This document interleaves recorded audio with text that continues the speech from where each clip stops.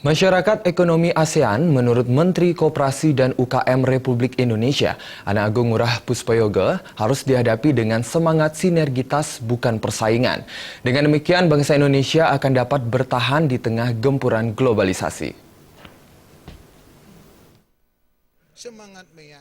Menteri Koperasi dan UKM Republik Indonesia Ana Agung Ngurah Puspayoga memaparkan, masyarakat ekonomi ASEAN harus dihadapi dengan semangat sinergitas, bukan persaingan.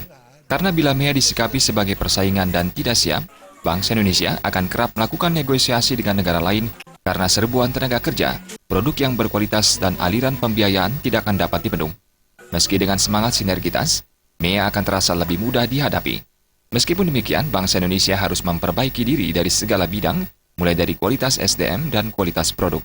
Dari segi akses pembiayaan, persiapan harus dilakukan. Jangan sampai bank lokal dan nasional kalah dari bank luar yang masuk ke Indonesia. Semangat MEA itu bukan persaingan.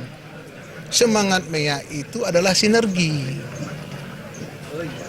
Kan begitu. Kalau kita persaingan, enggak ada dalam semangat MEA, enggak ada. Itu sinergitas. Jadi artinya, contoh sinergitas itu.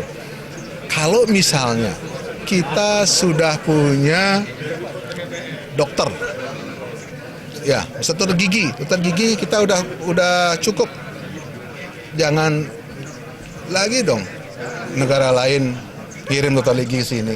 Nah, ini contoh semangat sinergitas.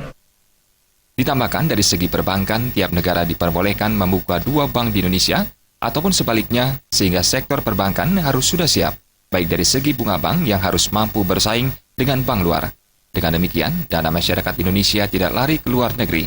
Sementara dari segi kualitas produk, Badan Standarisasi Nasional harus membuat standar kualitas produk agar tidak kalah saing.